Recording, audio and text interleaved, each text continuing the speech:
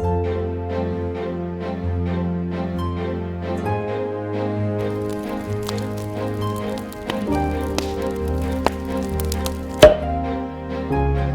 everyone and welcome back to the Village People.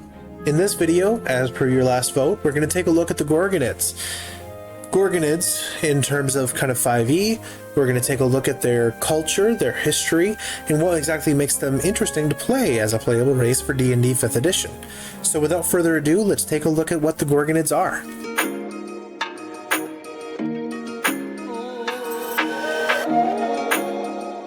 Gorgonids have existed since the dawn of mortal vanity and hubris, the intermediary between the mortal individual and the immortal incarnation of vanity that is the Medusa. Just as Medusas are vain, so too is a Gorgonid. This trend has made it easy for many to write Gorgonids off as monsters already. Many Gorgonids, though, throughout history have fallen to the curse of their own making. However, many Gorgonids have sought a cure to their affliction, finding themselves in their predicament to be untenable. As background, Medusas come into being when a mortal makes a deal with a great power, a dark power. This power grants them eternal life, immortality, and beauty to last all of those unending years. However, the curse that they put on the individual to grant this, while it does grant these things, does not grant necessarily sanity with it. It warps the individual until their mind becomes monstrous and ultimately unrecognizable from their former selves. And as the curse progresses, an individual that once sought its power may come to an epiphany. These individuals then seek redemption in a mad race against their curse as it progresses. Historically, these individuals seek the aid of a god or goddess to recover from the curse and return to their normal life.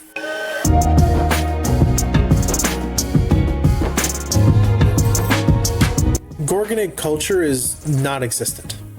Individuals of whatever their race come from different cultures and races and of themselves from across the various planes of existence, so they are scattered. These individuals are very often unaware of others of their cursed nature. Gorgonids typically are spread very far apart from each other when they do end up taking it upon themselves to take on the Medusa's curse, but they also don't necessarily have time to find each other and develop a culture. These individuals are very often unaware, and so it makes it very difficult for them to collaborate on their cursed nature, and as such must make their way through the remainder of their life as a mortal on their own. Gorgonids do benefit from individuals of legend, either those that end in the full transformation into a Medusa, or those that serve as a ray of hope to ending their own affliction. The legends of these recovered Gorgonids have often been revered as historic legends that put the individual on a pedestal. These legends typically come around from a Gorgonid being tasked by a god or goddess to seek redemption through acts of penance and bravery. Gorgonids that search out their aid often undertake these tasks and become legendary heroes in their own right as kind of a pawn for a god or goddess. There is very little that these individuals will do for these tasks that is not of significance. Those Gorgonids that do transform ultimately become a Medusa, but not before becoming reclusive and solitary creatures that, through their madness, learn a new and savage way of life. So let's just back it out for a second here. Any race from the humanoid race groups can become a Medusa. And that is an established piece of D&D 5th edition lore and mechanics. What they do not specify is it a lengthy process? Is it a snap your fingers overnight process? Is it instantaneous? All they say is when a very vain individual looks for immortality and eternal youth, they make a deal with a dark power. It could be an extremely powerful dragon, a genie, a demon, a devil, a god, something. But they make a deal and they get granted what they're looking for in the form of this curse. So what this Gorgonid group as a homebrew race is the in-between stages where you are no longer your wonderful half-elven self, but you are not completely a Medusa. This is the stages by which the transformation occurs. So, in terms of appearance, you're going to appear however you did before. You're going to appear to be whoever you were before. And as the transformation goes on, you gain features that make you more and more Medusa-like. Your hair begins to shift closer towards the end into snakes. Your eyes will gain slit pupils. You'll gain sharper teeth. You'll have color changed skin. It's just going to be that sort of form. And regardless of if you're a gnome, if you're a halfling, if you're a Goliath, you will at the very end shift in your size to become a typical humanoid Medusa figure. That's just kind of what the transformation does. So, after that appearance is kind of handled, what do we get when we want to play a Gorgonid? So let's take a look at the features. Gorgonids have the following traits by default. As a Gorgonid, you develop an inherent force of personality and presence. So your charisma score increases by 2, and you can choose another ability score to increase by 1. This is should you choose this race at first level. Now, what this means is that you have the ability to have an extremely powerful force of personality. You also have the ability to look at, hey, I was a whatever, and, I was a human blacksmith, therefore I'm going to make my strength score go up. Those kinds of things. It's something that you can flavor it in. The next trait that you have is something called Unyielding Youth. As the Medusa curse takes hold and begins changing you, the evidence of your choice has become more apparent. You suffer not the frailty of old age, and you cannot be aged magically. The nature of the curse makes you immortal. You cannot be aged. You will not die of old age, and you will remain youthful and beautiful the entire time. However, as the curse takes greater and greater hold of you, you start to lose who you are. Now, nostalgic features is the next trait, and this is kind of a difficult one. Before you were a Gorgonid, you were another race, another person entirely. Some of the aspects of who you were remain even as the curse takes over. If you were to choose to replace the race that you are currently playing, if you're already in a campaign, with this cursed race by, taking on the curse of the Medusa, you can keep the following elements of that race. If you have any skill proficiencies that you gained from it, any climbing, flying, or swimming speed that you gained from it, those kinds of things. But if you don't keep any of those elements, and you choose the cursed race here at the beginning for your character creation at level 1, you're like, I'm going to play a Gorgonid day 1. You gain proficiency in 2 skills of your choice.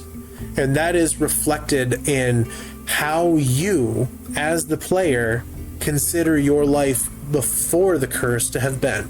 And you choose in your backstory exactly what you were doing and how you acquired these skills. The final feature and hallmark of kind of Medusas and everything else there is the petrifying gaze. Gorgonids, as they transform, become more and more lethal with their gaze, but until their final transformation, their gaze, while dangerous, is typically not fatal.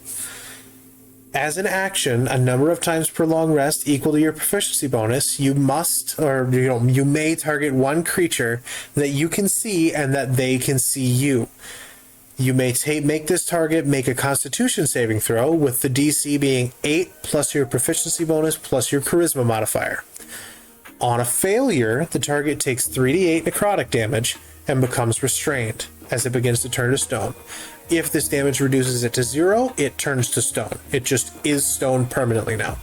If it does not reduce it to 0, it begins to turn to stone. On a success, when it repeats this, on a success, when it takes half this damage and it is not restrained. When it fails this initial saving throw, it can repeat the saving throw on its next turn. If it fails the saving throw, then it turns to stone. But it turns to stone for a number of rounds equal to your proficiency bonus. So you can set it aside out of the fight for a little bit, but it eventually will come back. Targets that rely solely on blind sight or tremor sense automatically succeed this saving throw. Basically, they can't actually see you, and so they don't need to make a saving throw. Something like a worm or a other kind of tremor sense monster is not going to be turned to stone because they can't look into your eyes. That's the feature that's important here. This restrained target, after it repeats the saving throw, if it succeeds, ends the effect. So it does not get petrified in any way. It just spends the turn restrained and then breaks free of it, shrugging it off at the end. If it does fail and it is petrified for those number of rounds equal to your proficiency bonus, it remains stone until it finally breaks free of that at the end of that time period. But a creature petrified in this way can be restored earlier than that by being smeared with at least 5 hit points worth of fresh Gorgonid blood. So if you were to be charmed and accidentally use your gaze against a party member and you complete the fight, and you're like, oh crap, we need them back, or you're in the middle of it and you're no longer charmed, you can be easily able to cut your hand and wipe that there, and then they can return. You can get them back.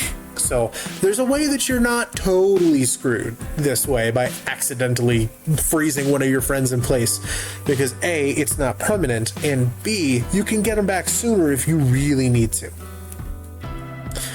Here's the other interesting thing. Those are all of the finished traits. That's all that you get as a Gorgonid.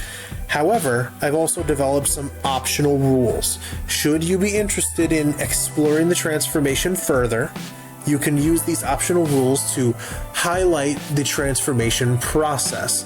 And you and your DM should definitely work together on this because it can be very harsh.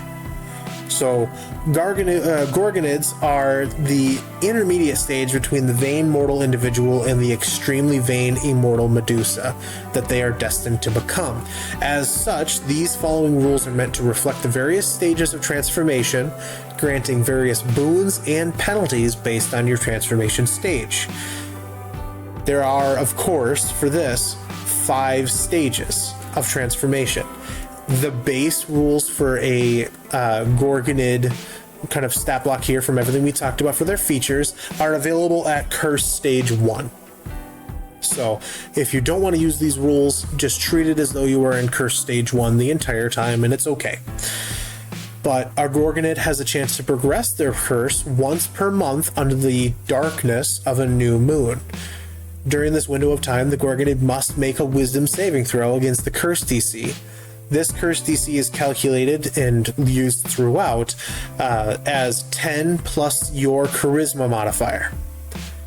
On a success, the curse stage does not progress. However, on a failure, the curse stage progresses by 1 stage, and the Gorgonid benefits from any boons and suffers any penalties that the next stage offers.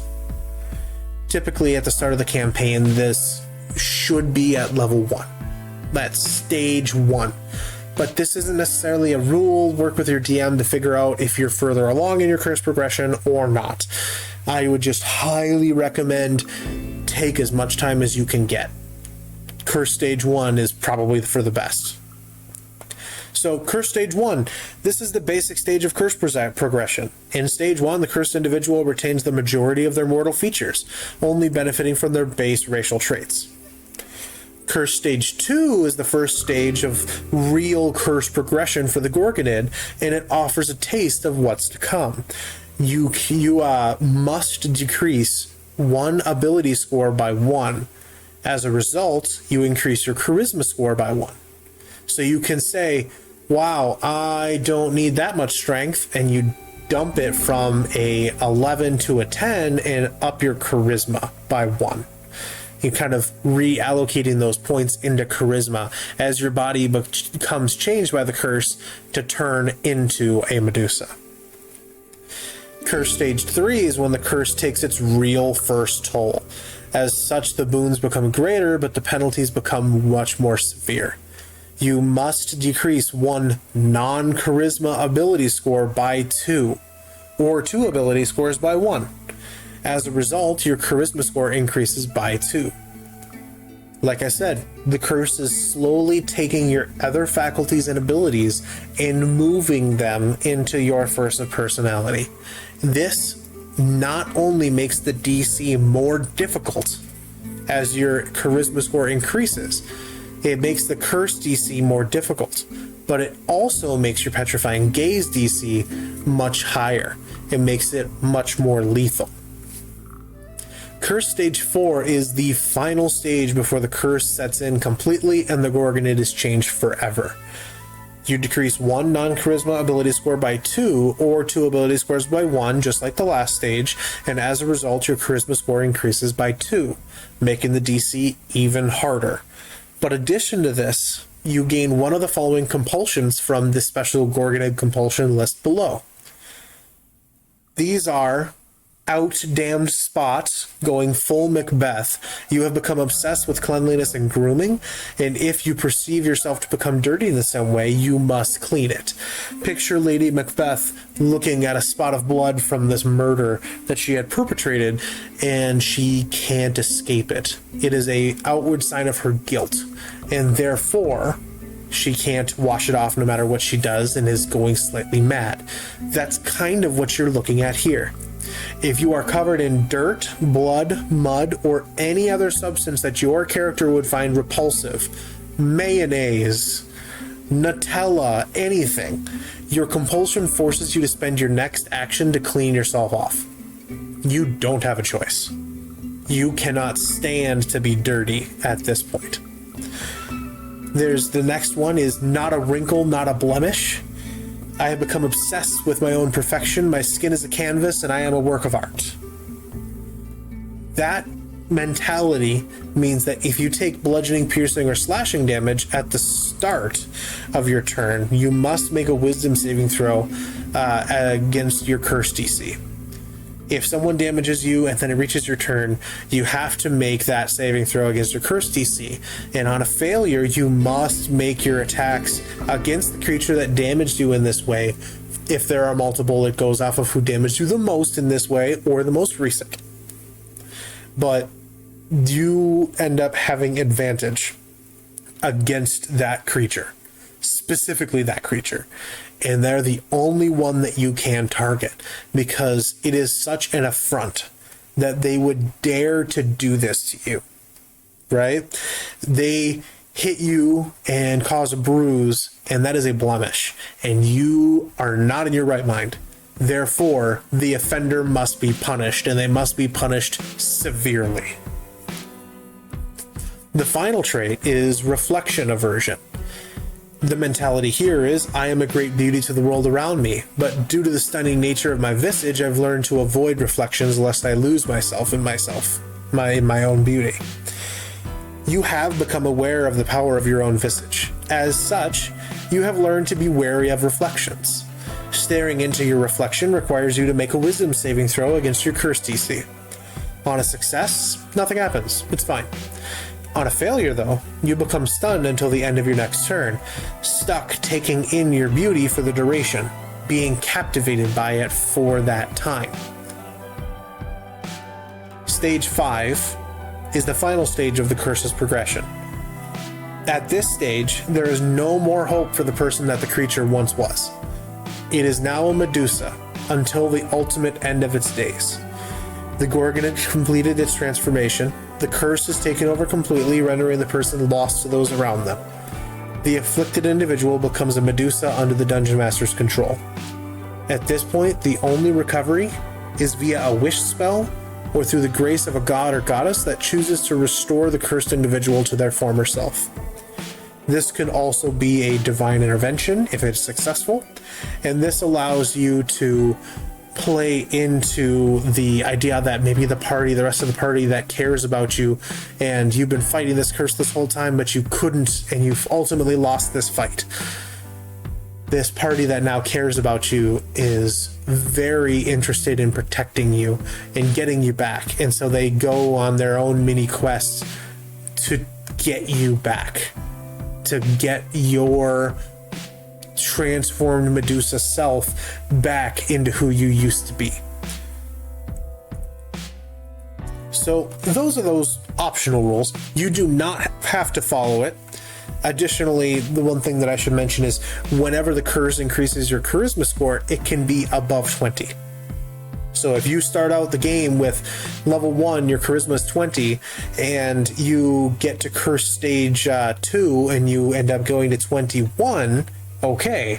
And then you go up by another 2, you could have at the very end of this curse, without doing anything else, without any other magical items that enhance charisma or anything else like that, a charisma score of 25. That's extremely powerful.